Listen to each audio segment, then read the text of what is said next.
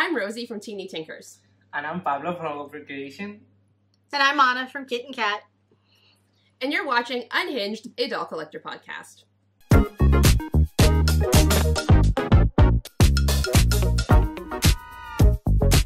What are we talking about today, Anna? Actually, we are talking about the future of dolls and doll makers. Future, Illuminati. Everybody get your crystal balls out. This is the moment we are going to see into the future. We are the doll witches. The doll witches. We're going to change our name. I'm good for it. Cool. I'm feeling doll witches. I like it too. We're making little poppins. We meet up at midnight in the woods with our dolls. And I don't know. It's getting real witchy up here. Bring your crystals. Bring your dolls.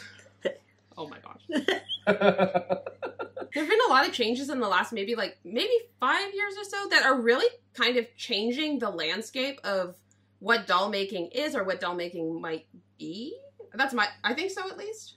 Well, we've also got this whole thing of and I hate to say it, but it kind of came out of the dark times of 2020.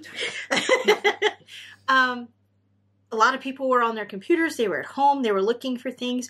And hobbies just went nuts. And people, you fall down these rabbit holes of the internet and people found dolls. That's true. A lot of people did seem to find the hobby during COVID. Like, I hear that so much now. Yeah.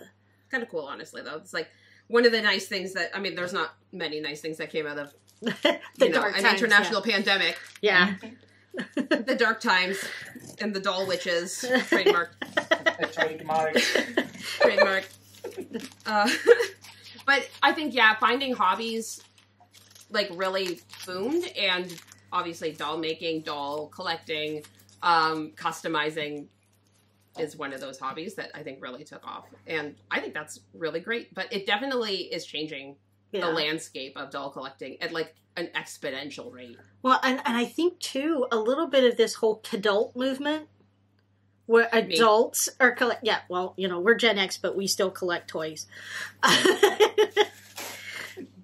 think that kind of has fed into it a little bit too, because now you've got this whole group, this demographic that says, you know what? I like toys, even if they aren't necessarily meant as kids' toys. Mm-hmm. That they're starting to understand that there's that value in play for everyone. Reducing stress, Who decided toys were for kids anyways? That's rude. They don't even appreciate them. I've seen how my kids treat their toys. They don't even appreciate it. I think maybe one of the things I've seen in the last 5 years or so that I think has really impacted the way the landscape of collecting and doll making and everything has kind of my contact lens has kind of changed is the accessibility of 3D printers. Oh yeah, just the whole accessibility of not just 3D printers, but of more people understanding software. Just a few years ago, we got into this because my son, who's a millennial, went to college for architecture, and in high school and everything, he was into AutoCAD. Ooh. And now he uses it to build architectural models for Warhammer.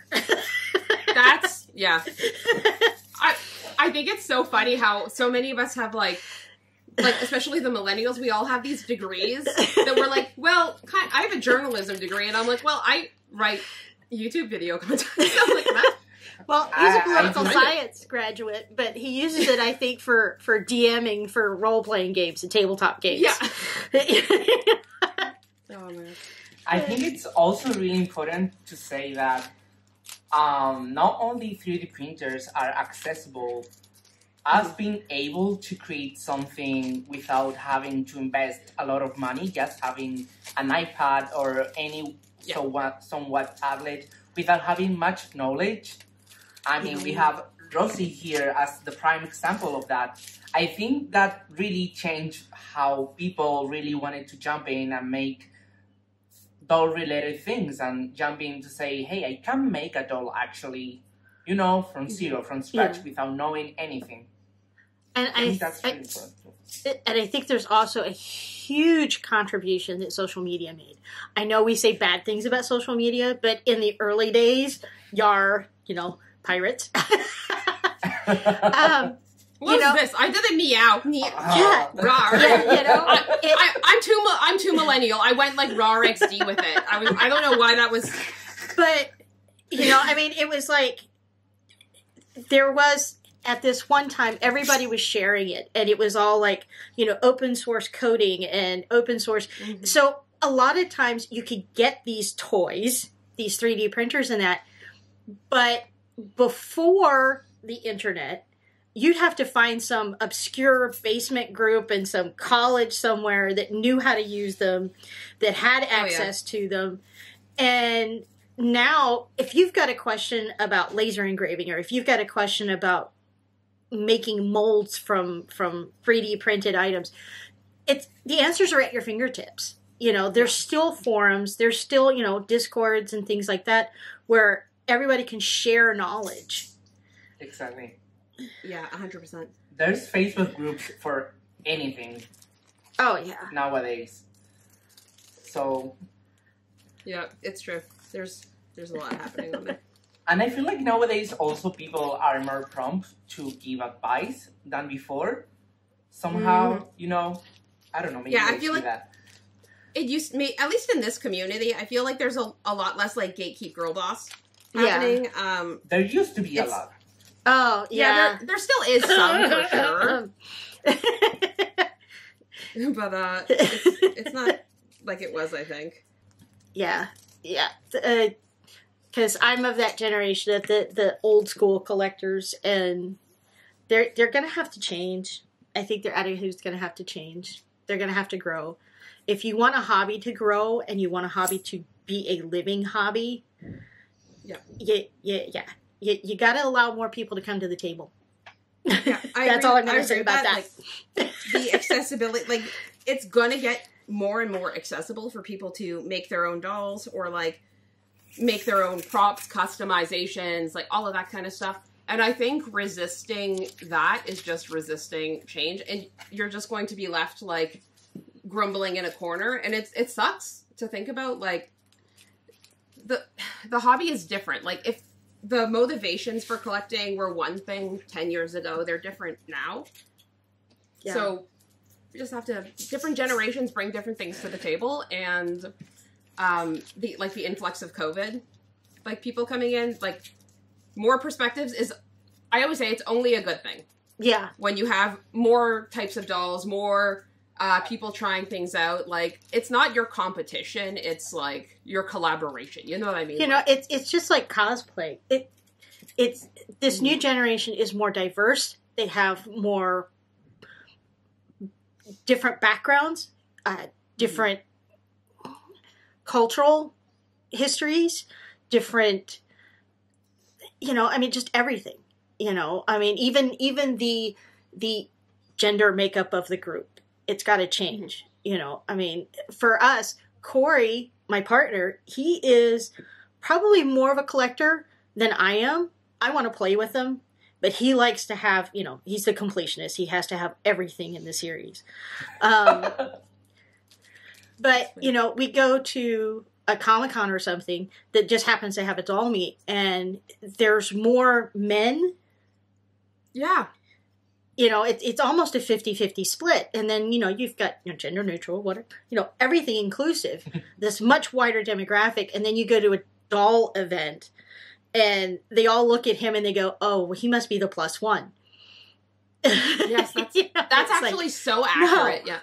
No. Yeah. No. So we kind of like set the table, I guess, of things are more accessible and there are more people. So like in this realm of accessibility and like inclusivity, who do you think is going to be making the dolls? Let's start making predictions here. Let's get our little witch hats on. I wish I had a witch hat to put on, but, you know. Everybody get your metaphorical witch hats on. And who do we think is going to be making the dolls? I think there's going to be more independent artists like you. And more independent artists like Pablo. Yes, I know it means more competition. But in some ways that might be good. Because then you've got independents that are more willing to take more risks for things than the big guys are. The big guys want something that a study group said people like and want. But these independent artists, you can do what you want, and then you can find somebody else that also wants that too. Mm-hmm. That's so true. Like things like, I always use a mini fee as an example, but that's kind of like my default BJD example. Yeah, I've got one. You know, that was the OG.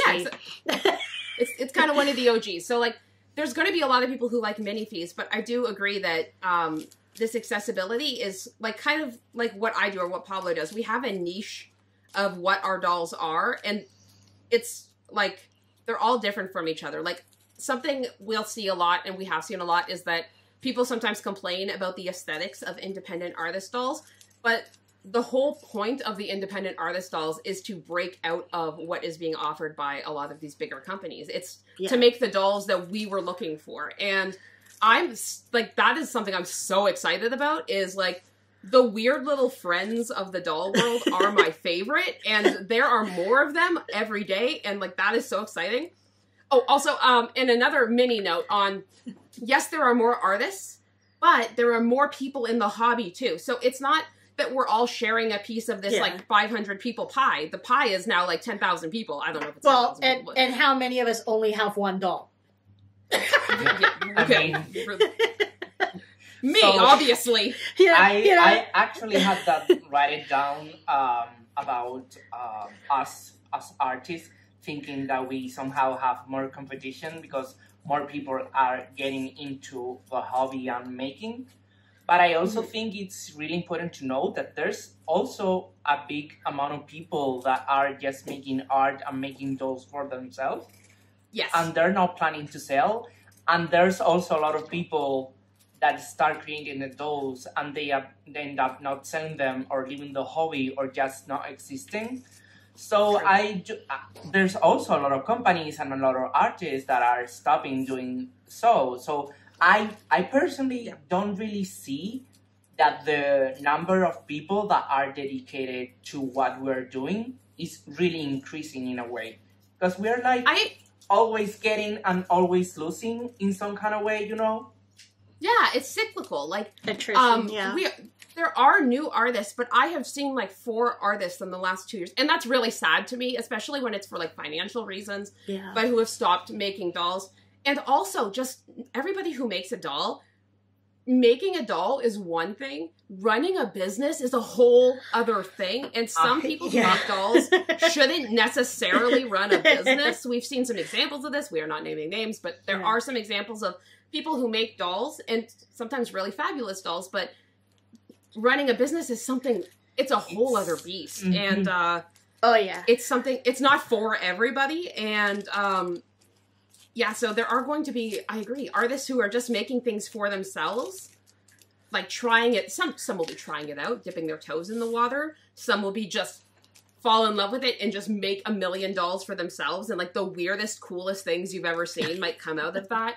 I'm really excited about it. And I don't think we should view any of this as competition. I think it should just be like, maybe a little, but like competition's kind of fun, and competition drives innovation too. Like, so like, there you go. It stops people from making the same old. So like everyone's going to make cool, different stuff because they're like, oh, I'm innovating. I'm making something different instead of making the same thing that they are pretty sure will sell over and over again and the same kind of doll over and over again. It's that very old school mindset when they would talk about business education. Find a niche, find an unmet need. And those artists that can manage to find that niche, can find that unmet need, those are the ones that are going to succeed. You don't want to make a mini fee. CP's already making a mini fee. Yeah. You know, why am I going to copy? Like, oh, cool, it's working for them. I think just if you see something that's working for somebody else and you just try and replicate exactly what they're doing, like, are your motivations creating an art or your motivations to make money? And I think that's all the artists making like the weird little friends, or like the hyper realistic, like there's different kinds of weird little friends, like just outside of the standard BJD. These are people who are doing it for the love of art, I would say, most of the time, and or independent, or just doing it for themselves. Like, I just think it's really exciting. I also think that at least the last dolls that I've seen that are really taking place in the market and are really, like, people are looking for, are normally not the ones that look like other dolls. Like, we have, and I have an example, like, we know that all Dust of Dolls are super sellable and people collect them and go crazy. And those have nothing to do with minifig in a way. You know what I mean? They're extremely stylized and like some of them are like animally, and it's that whole idea. They found a niche and they like went hard with it. Same with Lilycat. Lilycat is kind of like the same, but in the more minifee sizing, and I feel like they were kind of like an in-between, but Lilycat has been making like really cool, interesting things for a long time. I think that is I know it's inspiring to me as an artist. I love Lilycat. They were one of the first dolls I saw where I was like, that's fun. Like, never saw a face like that before, or shape like that, and like that's very exciting to me. So yeah, I'm all for it, so. If we're allowed to mention specific artists, I got to meet in a positive light always. Yes, Caitlin from Odd Anomalies, and I have one of her little buckets, and it really got me because a lot of people are like, "Well, this isn't a doll." Well, yeah, it is. It's jointed. It's just a little android doll. He's so cute, and I mean, it was something that was just so unique to me. I had to have him. I'm the same way. Like, weird little friends for the win. And that's the whole thing, is this DIY culture, this like artist experimentation culture we're seeing is like really opening, like stretching the idea of what a BJD is. Yeah. Like, and she actually did start basically in the living room with a 3D printer. She still 3D prints them. She still finishes them herself. She actually started, I think she said she went to school for animation. So I can see that with her characters. I can absolutely, like, you can see that, Yep. So, very cool. Touching the whole DIY thing that you said, Rosie, I think for me personally, I think it's really important to note when we sometimes talk about competition and stuff, thanks to this whole movement of DIY that we are part of, the hobby has been more affordable and more reachable for everyone, and making something reachable also makes people be able to get more stuff from other people. So it's in a way really helping all of us. You know what I mean? I agree. Well, absolutely. And it kind of opens up different venues and everything. So, like, for us, we don't make dolls. I mean, because be absolutely honest, I'm okay at sketching and designing things, but the human form, that's a 3D thing, and that's not where my talent lies. But I mean, I will be lying to you if I told you I was good at that. I admit that. That's not where my talent kind of specializes. But it's fun because I know that with my talents and background and everything, I got into making things for the dolls. Yes. So that's where I started, even though it's like I started by knitting. Like I like knit things for dolls. That was my kind of introduction. Like, not the same as like making resin things, of course, but like everyone has different things they're good at. I mean, if everyone did the same thing, oh yeah, it wouldn't be nearly as fun, I think. No. I think my one concern about the DIY culture around like creating dolls or having printers is that so many people don't do proper PPE. Oh. And it stresses me the heck out. So I think we're going to see a rise of, like, independent artists making things, or even just printing files, because a lot of artists sell digital files now, so people buying printers to just print files. But I'm really worried about a rise in, like, resin allergies and, like, asthma, or like lung issues, or like hopefully not like cancer and stuff, just because like resin is really toxic in its uncured state. So that stresses me out. Well, and it's not just toxic to you, but in its uncured state and all that IPA, you can't just put that down your household drains. No, because it gets into the water and you know, it's going to ruin your plumbing. It's going to ruin your water. And like for us, we're on a well, so I'm always like super aware about stewardship for water. What I like to do is my alcohol, like my wash basin resin alcohol, I will put that in a double layered Ziploc bag, and I'll put that out in the sun for like 3 days. And it'll turn the resin inside into, like, a sludge. Yeah. And then you can... And the IPA will evaporate, and eventually it'll kind of make a plug. Exactly. Exactly. Reuse it like that. I do, yeah. I'll reuse the same... So I dump out my IPA, or, like, I put it into a big water bottle, and then I, like, let it settle. And once it settles, I, like, pump the top layer of IPA again, and I'll reuse it like twice. I cycle the same IPA like 3-4 times, which is a lot better for the planet. Yeah, like a big... Yeah, we have those big mayonnaise jars. You know, the big glass I ones. use like 2-gallon water, like the big water bottles, like almost like Culligan bottles. Small ones, not the... But imagine a Culligan machine filled with IPA. Anyways, let me just... honestly, I think it's the IPA that's the worst. Yeah, it's... Like, it's that spending time around it, and, like, you get headaches if you're not wearing, like, masks and all that, but, like... Yeah. Yeah.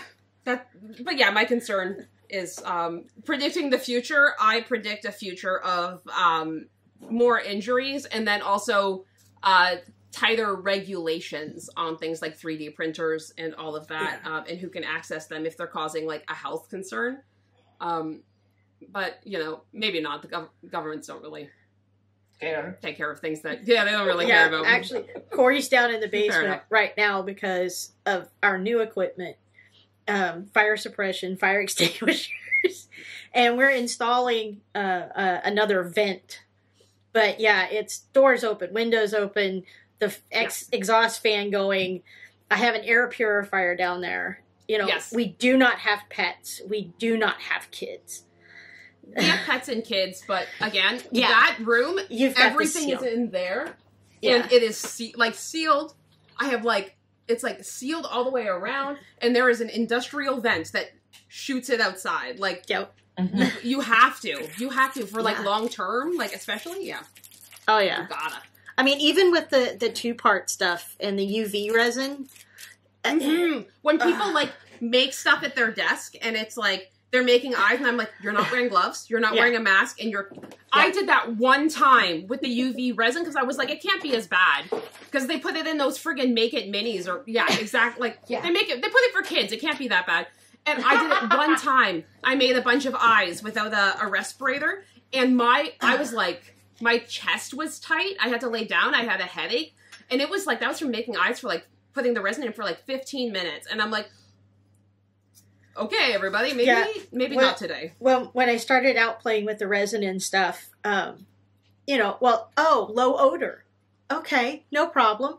Well, I have asthma. Nowhere. And then I developed a cough and a runny nose. And let me tell you, the runny nose from resin reaction, nothing will make it stop. Nothing. Yeah. There's no antihistamine, nothing. Tight chest. That was it was the worst. For anyone that may be listening wants to get into 3D printing, I think what you said about, Rosie, about the structure, like the industrial, I don't know if you call it structures, like the ventilation thing. Yeah, like a venting system. It's one of the best things you can purchase because it doesn't matter if you, I mean, it matters. It doesn't matter if you, at the time that you're doing something, you are not getting those fumes, but those fumes, if those don't exit your location, they're going to be there like all the time. Yeah. So, you know. Yeah, that's always been my thing is I'm super vigilant about it, and it drives me nuts when I sit there and see people who just use, it's like the MSE thing, and you see them spraying it in their apartment out on the balcony. No. Yeah. No, I've never done that. I spray and run, but I wear a respirator. Yes. I spray and run in my resin room. And change the filters in your respirator mask. Oh my God, please. Like at least every few months. Please. Oh my gosh. So another topic I will really like to touch during this podcast, I think we're definitely seeing transformation, adulting, when it comes to the whole diversity things, when it comes to bodies, or when it comes to faces, or things like that. How much do you girls think that things are going to change? Do you think that we're going to start implementing things like disabilities or some things like that? I think we're going to be seeing more inclusive dolls, like dolls or accessories as well, showcasing like a bigger range of like ethnicities, abilities, body types, genders. Like angel bodies, I think are already something I'm seeing get more popular. There's something I really like too. Edgar is like my masculine leaning kind of gender neutral body. Like, it's just a thing I'm seeing a lot more of that I actually really love. I think that also opens up the customization abilities, because if you have a doll that is, like, really, like, doesn't have, like, obvious secondary sex traits, don't flag me, YouTube, I said secondary sex traits. I think, like, it really opens it up to, like, be whoever you want to be, B-A-R-B-I-E, you know what I mean? Like, so that's... I think it's a good thing. I mean, all of these are good things, I think. Well, most things except the PPE thing, I guess. But, I think, like... Yeah, I think all of these different things lend so much to customization possibilities. Like, yeah, again, more cooks in the kitchen. Yep. Does that make sense? 100%. I personally, like, I think... I hate to say this, but I somehow think Barbie said that raised the whole like diversity, integrity, and all that stuff. And I think we will somehow start seeing more things like, and I'm not just saying sculpting wise. I say with things like painting and face ups and stuff, we'll start to see maybe prosthetics or things like that. I think people are going to start to say, hey, I think there's definitely a market for this. And it doesn't have to be like a whole doll full of disabilities, because that would be like, but I think like maybe secondary parts or maybe things that you can add or something like that. I think we're going to start to see all of those. I mean, we somehow start having dolls with vitiligo and things like that. I do, for example, have a sculpt that represents a woman with Down syndrome. So, Yeah, yeah, exactly. And that is, I think, part of the whole more independent artists that are willing to take more risk and make their voices heard. So, and I love it. I would love to see more than just 3 skin tones. And I'm sorry, I grew up in the military. All my friends were hyphens, and I want to see more representation, but I want to see them get the sculpts right. I don't want an AA Barbie that's the same sculpt as Malibu Barbie. Yep. I want to see more variety in features. I want to see them do that. I want to see that representation. I want to see those new textures in hair and different hairstyles. I want those that want to see themselves in a doll and have a mini me. I want them to be able to do that. Wow. Yes. I also think that goes along with, we also need people who collect dolls or see dolls, like, to acknowledge that different races, different people have different facial features. Do you know how annoying it is to see somebody say, oh, I really like that doll, but I don't like the profile, like, because it's a different shaped nose. It's like, that is the point. Yes. Like, the point has gone over your head. You have missed it. Okay. Like, so everybody doesn't need a button nose. Like, so I came from, I went back to school when my kids got older to finish out my degree. And I took photography, but most of what I was doing was portrait photography. And to explain to people what makes people interesting and beautiful in a photograph is not the sameness. It's the things that make them different. It's that beautiful aquiline nose with the big bump on it, you know, that makes a strong feature in a face.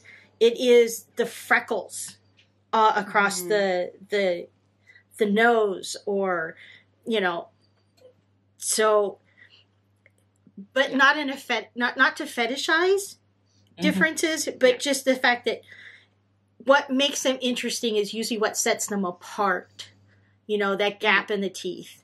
And that's what I want to see reflected in dolls, is the fact that we can celebrate differences in the dolls. The dolls don't all look the same.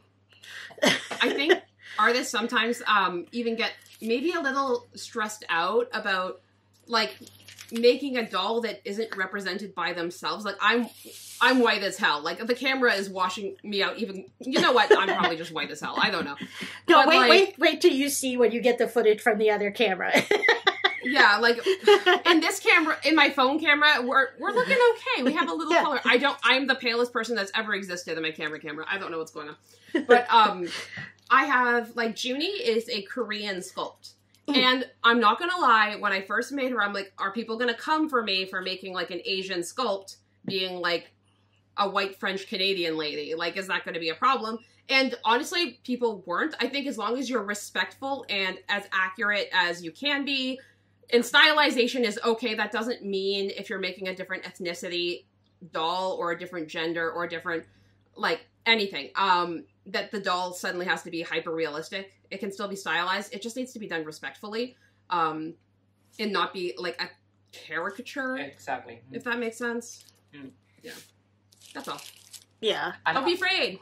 I think some people get sometimes a bit defensive when you start talking about inclusion, diversity, and having different body types and stuff.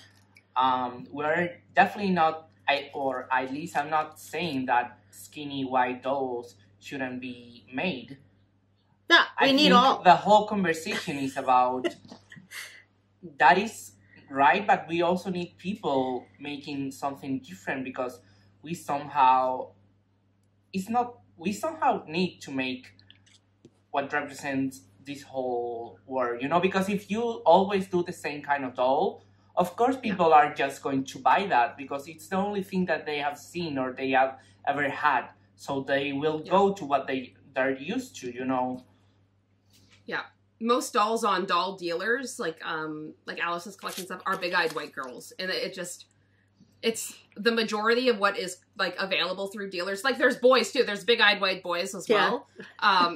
There are other dolls as well, but it's really nice to be seeing things trending towards, like, inclusivity, more skin tones. And also, another thing I'm seeing, and I'm loving to see, is less and less companies are charging extra for dark, or not charging extra for dark skin tones. We're all starting to build it into the whole price. I've never charged more for a darker skin tone. I just build it all out and average it out, because I just feel like that's the most fair. You shouldn't have to pay more, because that just encourages people to get the lighter skin tone because it's cheaper, you know, like, especially when it's like $40 cheaper. Like, the price difference is not that different. Like, anyways, soapbox. But I also see some. Okay, so we have the diversity and representation of the human form, but I have also seen some artists like Anomalies, and there was a young person at BJDC. They did a bee doll. So you got those anthropomorphics, you know, and what gets me is if you stop thinking outside the box that it has to be a human. My friend Allison, Municus, Popes and Dolls. Yeah, Popes. She had the most amazing humanoid but completely alien dolls. They had like 3 fingers and no wigs, and to see them in person, oh my gosh, they were fantastic. I can't remember who the maker was. I can't remember who the artist was. I know what you're talking about, though. I know exactly the doll. I can't think of who the maker is, but I have the miniature in my head of the YouTube video. Oh, it was fantastic. I mean, even the eyes, they weren't round pupils; they were different. And the bone structure and stuff, and it was fantastic because I was like, oh, this is art. Exactly. I mean, like, not to self plug or anything, but like I love your fantasy tones. I make stuff like Flora and Iris, and I'm not spoiling it, but you guys are not ready for all the weird crap that's about to come out of my workshop in the fall and like winter. I'm so ready. She's super secretive because I haven't even seen that. No, it's mini spoiler. They're going to be called Teeny Creepers, and we're going in a creepy cute direction for a little while. So if I started wearing all black again, and now everything has to be kind of spooky. I don't know. Sorry. You just have to make me a whole line of Depeche Mode dolls. Oh my god. I'm sorry, I'm old goth. No, it's very cool. I'm going to make a Gerard Way sculpt. No, I'm not going to do that, but maybe. Oh my gosh. Okay, so we kind of talked about what kind of sculpts we're seeing now. What do we think is coming in terms of sculpts and accessories?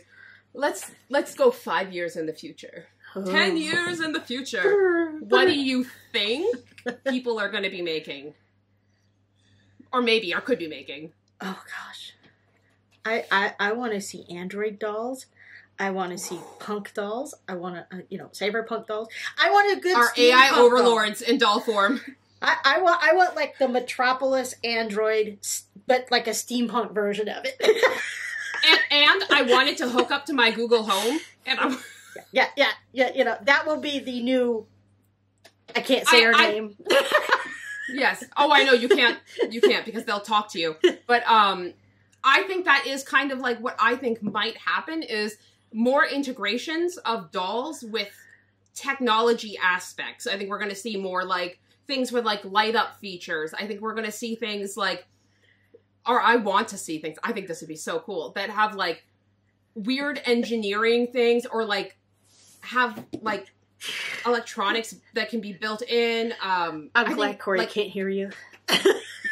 Playability, like in a futuristic thing. I always feel like dolls. I feel like dolls, toys, and stuff. There's like a hierarchy of when things like AI.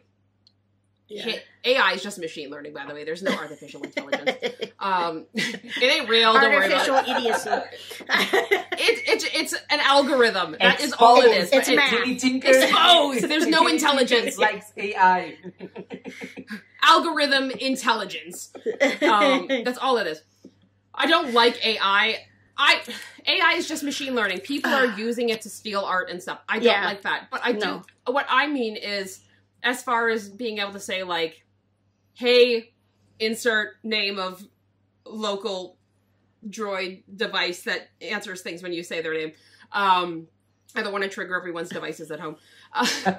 When you say, that's the worst thing ever when people say it in videos and everyone's, anyways. I do think, like, that is kind of cool in a way to, like build in radios or MP3 players or, like, but MP3s are outdated, that's all. But, that kind of stuff. I have a friend that's figured out how to put a Bluetooth speaker in a vinyl BJD's head, a smart doll. Yeah. They're working on that.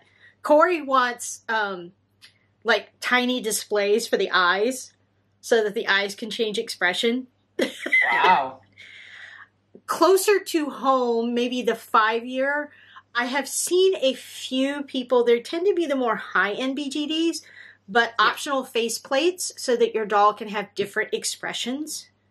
and I love it. I absolutely love it when doll makers, and I'm going to hint, if you're looking for ideas, that provide different hands. Yeah, hands that can hold things, hands that can make different expressions, different... Yeah. Pablo. Yeah. Pablo has like 80 hand options. They're ridiculous. Pablo has the most hand options I've ever seen a doll have. Like, I want a doll that can hold a little tiny pencil or chopsticks in her size, or a little tiny paintbrush. Oh, chopsticks we don't have, but like that is very cool. Yeah, no, I love that. I'm very excited about all that kind of stuff. You go in your doll box and you're like, okay, today she's happy. Today she's not. I also want to see a trend towards, and this is like maybe a bit of a sneak peek of some of the things I have in mind, is dolls that have a multi-use. So it's a doll, but it's something else. I think that is something that should be explored more. Like even Transformers? Maybe just me. I don't want to spoiler anything, but like a doll that has a secondary use, or is a decor piece. In a way, I'm not spoiling anything, so but like multi-purpose dolls. This won't be out for a while, so I'll give you guys kind of a spoiler and an exclusive. It's going to be out in a month. This is an exclusive, but we've actually been trying to figure out a way to integrate, because people like to do dioramas, but the problem is where you put all the stuff. Yes, that's why I tore mine down. It was huge, and I had no room for it. So my idea was if we could find a way so that the pieces not only are a doll display or diorama, but then they're modular, so they can come apart, and you could just store them in a drawer. And Corey's idea was while we take that a step further, so what you want is modular, so you could have like a table for two, or it could be a desk, or it could be a vanity, or yes. I love that. Hit me up for the collab on that, because like that, I'm so about it. I was so sad to tear my diorama down. Oh, I know. I had a full townhouse for the 1/6 scale. And it's just like, I'm like, I need because mine was like almost 3 feet by 8 feet wide by 5, and it was like, I need storage space. I can't do this anymore. I was going to say, now you have so much room, and your doll room looks huge. So much room for activities. Oh my god, it's so nice. And it doesn't get so messy so fast, because I'm not just surrounded by surfaces that collect clutter. Oh, it's so nice. A place for everything, and everything in its place. Well, mostly in its place. Sometimes. It has a place, but is it in there? I don't know. Actually, the best organization tip I ever got was somebody says, organize by the way you use it. So, like, all of my adhesives, the glues, the glue sticks are in one bin. All of my knitting supplies are in one bin. You know? We are the same. Yeah. Yeah. I think one thing that I would like to see more of as accessories, as far as like accessories rather than dolls, is I want... Okay, with the speed at which people can make things now, because we have access to 3D printers and digital sculpting and all this other stuff, I want to see timely, miniaturized versions of things. So, like, when the VR headset is released, I want a doll-sized one, like, 3 weeks later. Do you know what I mean? Yep. Like, not 3 weeks later, but I think we're going to see more, like, miniaturized versions of up-to-date things. I think for so long, when you see, like, dollhouse things or dollhouse props or whatever, they're, like, 8 years behind for some... Like, it was all stuck in Victorian stuff. All Victorian stuff. Yes. And that was a big thing, because I actually kind of got into this through dollhouses that went to dioramas that went to dolls. And that was the big thing is the Victorian dollhouses, nobody wants those anymore. You don't live that way. So I keep watching all of these people who make over or flip a dollhouse, and they're putting in the IKEA, the Scandinavian, the mid-century modern. Yeah. Square the Spare. Shout out to Square the Spare. If you don't watch her, she makes miniatures, and they're modern, and they're so cool, and she shows you how to do it. So, like, chef's kiss to her. But yeah, I would love that. And I want to see a tiny doll Stanley. I want to see Like, you know what I mean? Like, but like not now, because now Stanleys aren't cool. No, yeah. With a lot of like What was like the like coffee all the mug, things you know, you with can all the put little in. inserts? It's a fidget toy. Yes. It is. Because I want, like, I love to have, like, a doll, not right now because it's chaos, but, like, a doll on my desk, and I want, like, it to be able to, like, I don't know, I like when they reflect what I'm doing. Like, if I'm sitting and working on my computer, I kind of like when they're sitting and working on a computer. I think it's cute, and it's, like, it's just, like, a fun little thing. It adds a little pizzazz to my day, I guess. Your tiny little 3D, your little mini 3D printer, your little Elego, Yes. I'm obsessed with. I will send you the file if you'd like. I think I need Make one for yourself. You know. Okay. I need to print the transparent cover, though. Because I still haven't done it for mine. Like, I sculpted it, but I need to print it in the transparent resin with a bit of red in it, so it looks like my printer. Yeah, I just never got to it. But, yeah. Yeah, that's what I'm constantly going to Corey and going, can you make me a hiking bottle? But I want it to actually clip on the belt loop. And can you make the top like a rubber stopper so it actually comes out? Oh my gosh, that's actually, like, I love that. Okay. Okay. Next prediction. Who do you think is the next generation of doll collectors? To be honest, I think the whole doll community is so diverse, and it fills so many age groups. I could tell you anyone that is mentally ill somehow. That would be a good prediction. So my customers are the girls, the gays, the theys. The whole LGBT spectrum. Yeah. We're all here. Oh my gosh. I think when I wrote this question, and maybe I should, like, I'll answer it first, because I think I had in my mind the entire community, you're right, is very diverse. And I think how I think of it is, like, you have kind of the old schoolers, the ones who are here, like, from the 90s, early 2000s. Mm-hmm. And they had a preference towards a certain way. I'm going to just plug very quickly. Last week's video on this channel was a history of trends within the BJD hobby. It's a deep dive. You guys haven't seen it yet. I thought it was a really cool preface to this video. But I kind of go through historically what we've seen. So check that out. It looks like this. I'll send you the thumbnail, Pablo. And then, and like, as far as, like, okay, that's what the kind of the old schoolers were doing when the kind of like the millennial age people like myself and Pablo kind of hit the scene. Like, what are we doing and all that. And then I'm thinking, like, okay, Gen Z, some of them have some money now. Unfortunately, like, as a whole, you know, we're not all doing so good. But the ones who are entering the scene, I think the fact that they don't have a ton of money because of the way wealth is divided, poorly. Boo. Everyone a boo. It's divided? It's divided? Wait a minute, where's your portion? I didn't get a portion yet. Oh, I mean, like, as generations. That 1%, like, they start keeping it. the boomers are holding it, unfortunately. Not individual people as an entire, I'm Gen X. as a I don't generational care. group. I knew I was never going to get it anyway. Yeah, so what? Like, it's exactly. But I think the not having as much disposable income coming into your late 20s, 30s, 40s, I think that is really going to impact the next generation of doll collectors. I think the number of expensive dolls being sold, I think I see that decreasing in the future, or, like, at least the amount. I don't think no one's going to buy, like, $600, $700, $800 dolls. I just think they won't be able to buy 5 a year. It might be, like, 1 a year or whatever. So I see a shift in that the economy and people's priorities.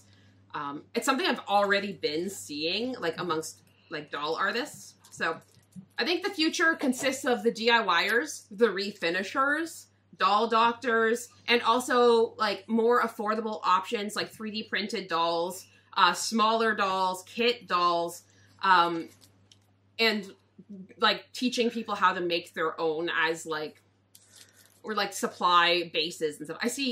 That's how I see the future going, unless the economy decides to just be our friend for a while. That would be really cool too, like economic revolution, in which case I take it all back. But I think we're also going to start seeing, because I think I've already seen some artists do this, some of these like collectibles that are like, I'm not going to say Sony Angels, but that kind of way you collect minifigures that maybe represent your doll in different styles or some things like that. I think people are going to start to buy cheap collectibles. With cheap, I don't mean $5. I mean, but not $600, Yeah, we're already seeing like the rise of the ABS blind box BJD. Mm-hmm. And we've got the anime kind of ones so far. I've got a few of them. They're cute. But I think that we're probably going to be seeing more customizable versions like in the future, because I think that they're going to pull from that market. I also think it kind of ties into your thing about the economy having less money, but I also think we're going to less space. So yes. I think I'm kind of already seeing it. The big SD dolls are going to be less popular as people start to move to the MSD and even maybe 1/6 scale. I think 1/6 is going to have a big moment in the next 5 to 10 years because having a Barbie-sized dollhouse or like area for them is so drastically different from having like a quarter scale like dollhouse or display. And absolutely. And I think it really is a matter of making sure that you build in that play value, even if it's for an adult. And like you said, I don't think we're going to see...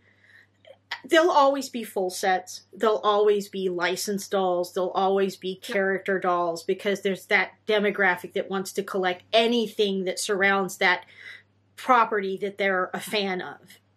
But I think we will see more dolls or figures that are strong geared toward that play value.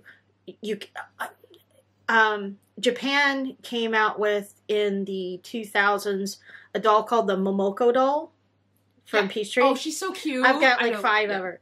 But she was actually developed for their demographic. Their ideal demographic when she came out was a mid-20s woman that wants to sew.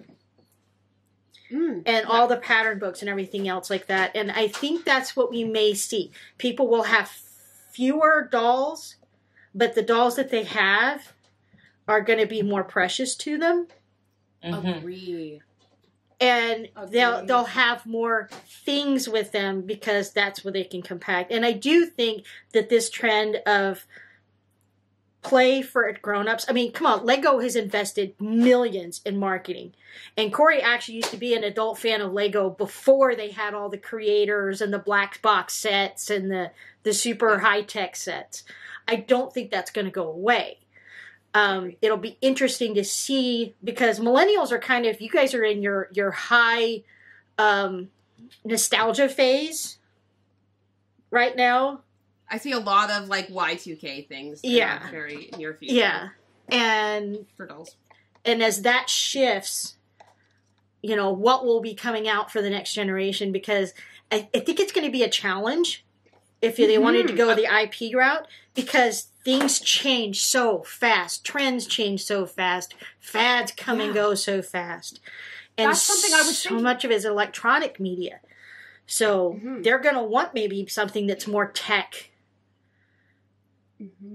I was thinking that too. Like, so I feel like with millennials, we have, and Gen X and boomers, like we kind of sat with things longer than the younger generations are. So, like, when we have, like, I did a nostalgia Clover. Like, I did a Clover full set that was all 90s toys inspired. And I had so many things I could pick from. It was a really defined era of time where it was like, okay, this was like 90s to like 90 to 99, basically. And, like, there was a vibe that whole time. Like, it didn't change every year. I feel like what's happening now with fashion, with TV, with media is every year it's different. And if you liked something from 2 years ago, it's like, whoa, that was like, you see people getting ragged on all the time for like 2020's for 2020 makeup. And I'm like, girl, I've been doing my makeup the same for like, I adjusted it slightly, but you know what I mean? Like, Yeah. so I'm wondering, what is the impact that will have on how people dress their dolls? Like, if once our nostalgia is fulfilled, Well, like, one of the things I'm seeing, it's interesting to see how it plays out in the future, is Star Trek Next Generation kind of did it in a subtle way, is past trends, past interests become retro. Everything old always comes back. You know, it's like the Victorians or Edwardians that brought back everything that was Georgian. And we're kind of seeing it a little bit with Stranger Things, you know, where 80s was the thing. Mm-hmm. When I was in high school, it was all 60s. You know, it was like that 20 years before us. And I remember Star Trek because it was like basically everything Victorian was new in the future, but they kind of put their own spin on it. And I kind of see that happening too. I agree. I think that's like my thing I'm noticing is that I feel like Gen Z and probably Gen Alpha is still, I think they're like 12, 13. I don't know what the oldest Gen Alpha is, 14 maybe. I do see things coming back. And as much as younger people don't want to say, that's not the baggy jeans of now are not the same as the baggy jeans of the 90s. They're not the Jinkos. same. They're not Jinkos. They're the same. Like, it's the same thing. And that's fine, but what I was talking about is, like, the trend cycling is so much faster. So in the 90s, we had, like, 90s style, and then we had throwbacks to, I feel like we had a lot of, like, 70s inspired stuff happening. We had, like, bell-bottoms for the a while. boho. Like, Yeah. or maybe early 2000s. I was but a child in the 90s, so I do not remember. But, that kind of, yeah, boho. That's exactly it. 2000, 2010 was a lot of boho and stuff.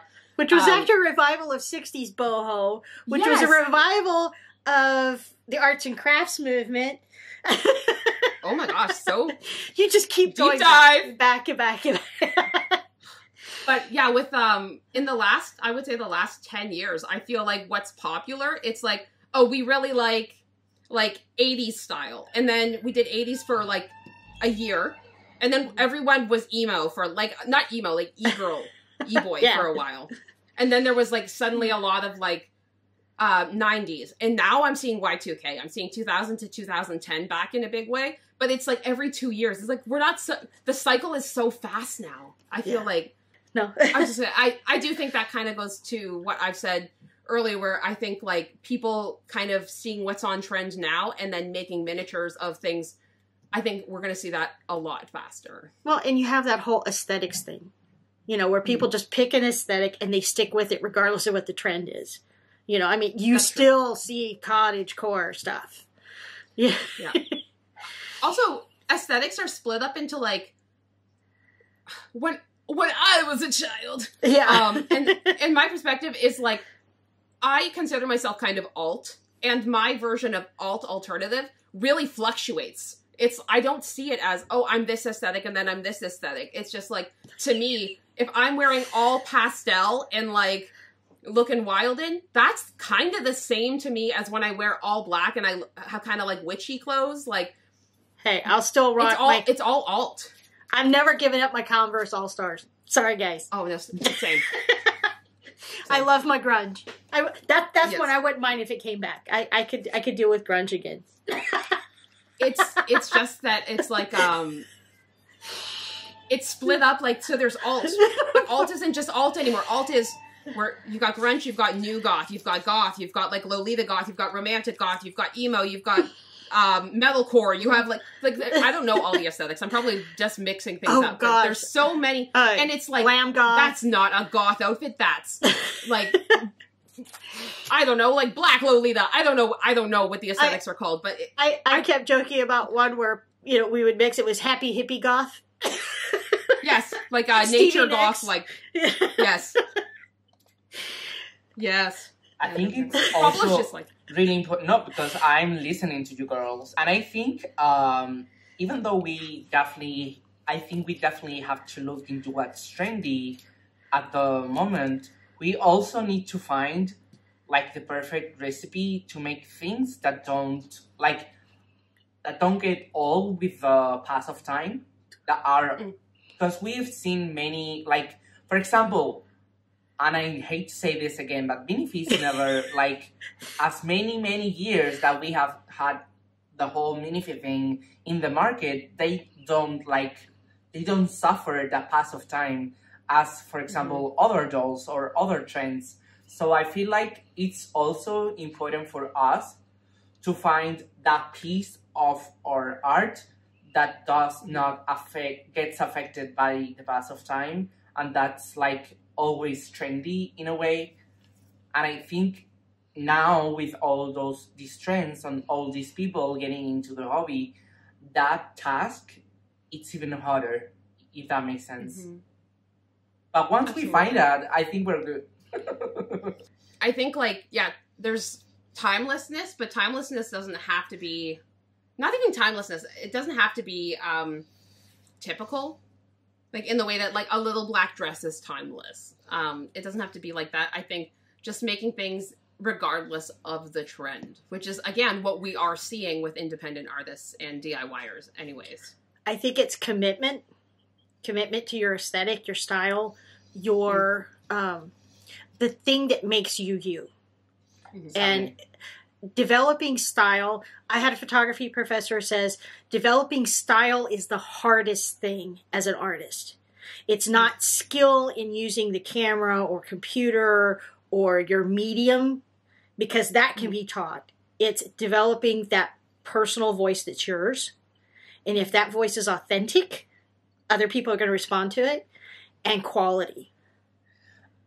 I think I actually discussed this, I don't know if maybe in previous episodes with Rosie, about how cool it's that someone looks at your art and they, even though they don't know it's yours, they can see you've made it.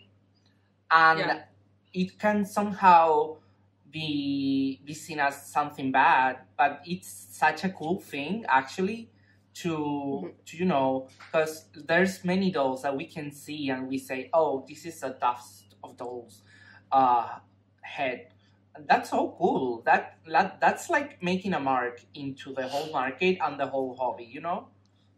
I agree. I think trap some newer artists can get into is in trying to find their style. I do see some artists kind of trying to replicate what other artists are doing, but that is resulting in like the loss of voice and like your aesthetic, your niche. If you're trying to make a little bit of everything, and that doesn't mean don't diversify, it just means if you're trying to make things in 20 styles, you might not be ready until you found where you're at. I would say, like, my personal example of this is I still have not found my drawing style. I know how I want my sculpting to look. I know how I want my, like, doll's clothes to look. I know how I want, like, the voice of my doll brand, I guess, to be. Hopefully they're not talking. Like, that's not the voice I'm talking about. But if you haven't found what you're doing, like I haven't with my drawings, they're not ready. You couldn't market that. Like, you can't. It's not going to hit people the same way. It's not going to reach people. It looks like you're not sure what your style is. And Pablo has pointed out before, I sculpted things. Here's a little tidbit of a secret, because this is a dead account now. Pablo knows. He knows. Okay, so way back when, I wanted to experiment to see if I made another doll account and posted a sculpt I'd never shared before, if anyone would know it was me, just for funsies, okay?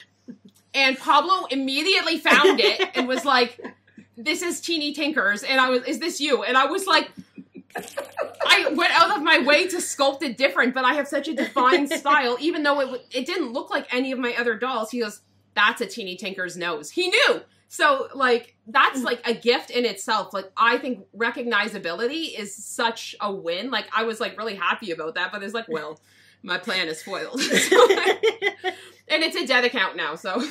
Well, it's like, so I never told anyone about that account, I have to say. So I know how to keep a secret.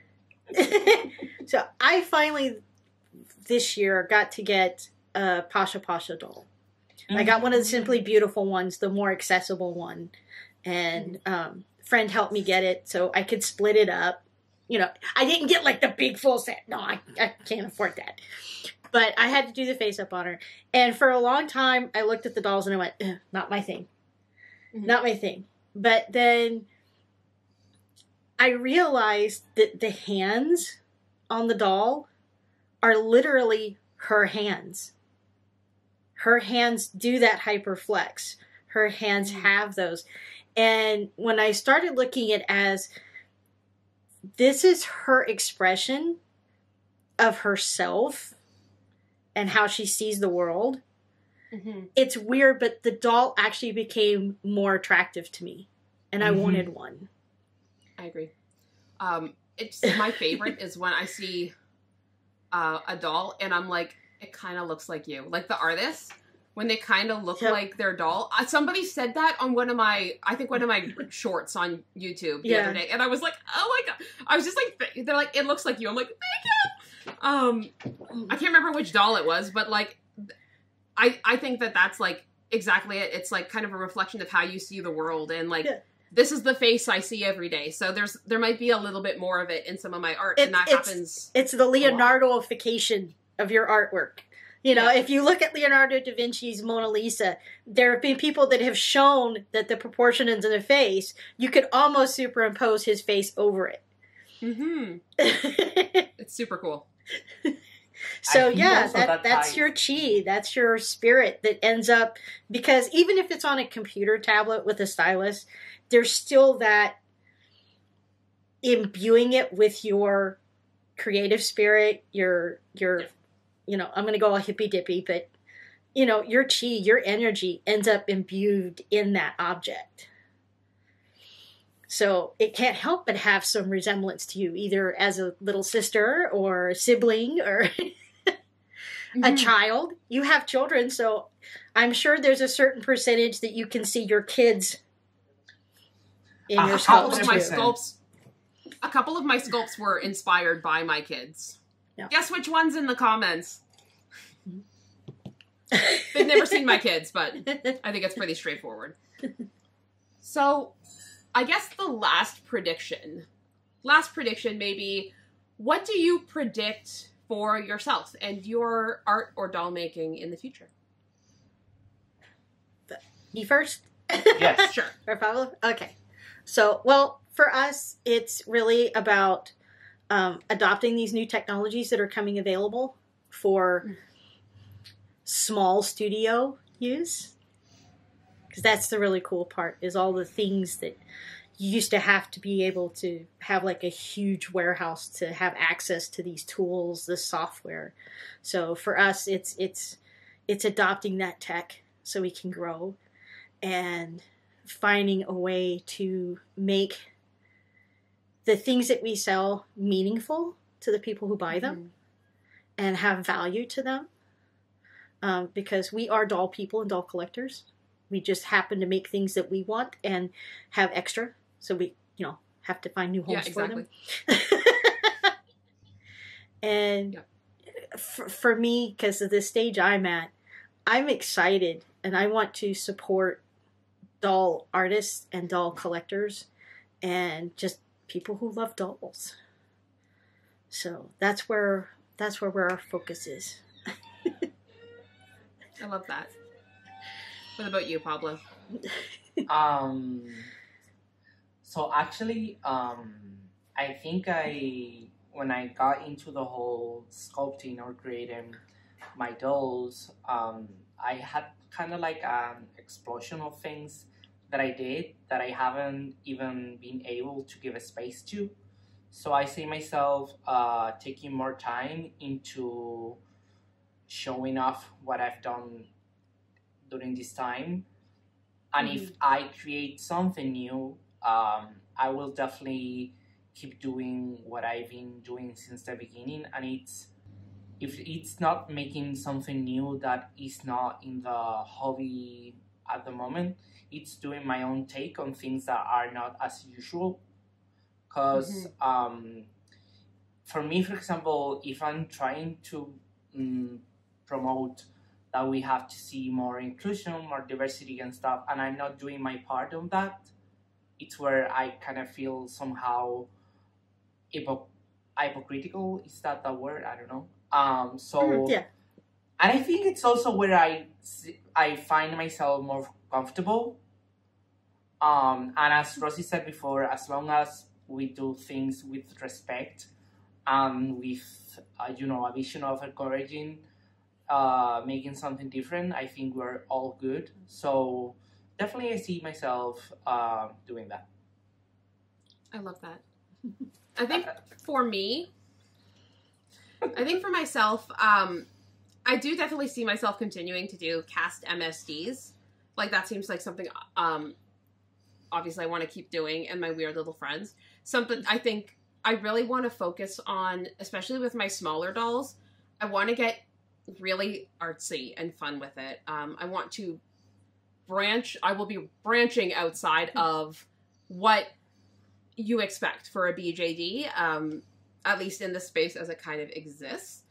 Whether or not it's marketable is kind of irrelevant to me at this point. It's more for me about being inspired by my own art again, and like trying new things and like exploring what makes something a doll, I guess, or what makes something like not a doll. I don't know.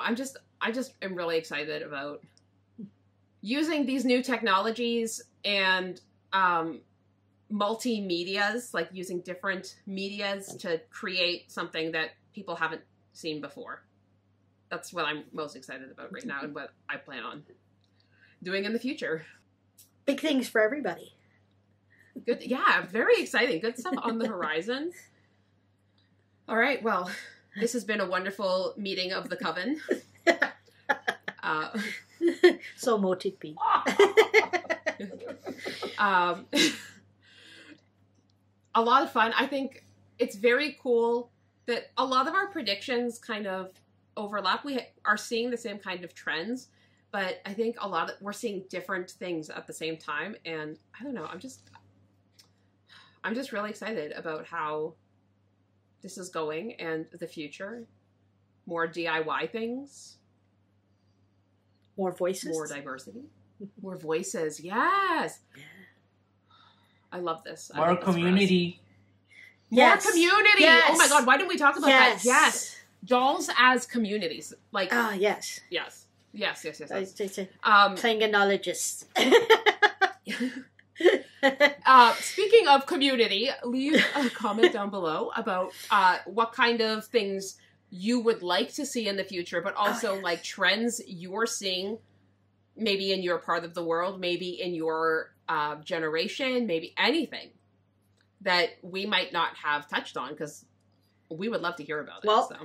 The way to manifest something is to put it out there. So if there's something that they don't see and they went, I want this, you got to put it out there. You got to tell people. I think it's Join our coven. Yes. Join our coven. We'll make it happen.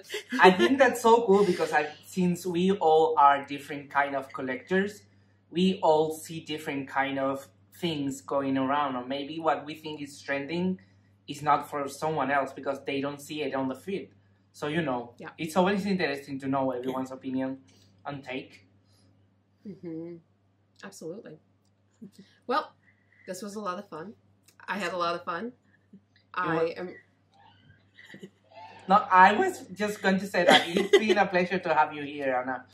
It's been really interesting and really, really, really sweet to hear you about. Because at the end of the day, we come from a different generation of doll collectors, and it's always super nice to hear a different voice in that sense. And I am a fan of your podcast. I love both of you. And it was such a pleasure to be here with you guys today. Thank you. Well, thank you. Come back again. We'll talk about something else. We'll predict the future again. I don't know, but 100%. Awesome. To end this one, we're going to do the crappy way where nobody knows the outro. I just said it though, so and then we will write something, Pablo, and include it for future podcasts. Okay. A new outro coming soon to a podcast near you. Soon. Everyone absorb. All right. So I'm Rosie. I'm Pablo. I'm Anna. And you are watching Unhinged, a Doll Collector podcast. If you like this Pablo, kind of take it away. content, please consider subscribing. Leave some comments. If We you're would love to new hear your here. take on this topic, so any kind of comments, any kind of opinions would be much appreciated.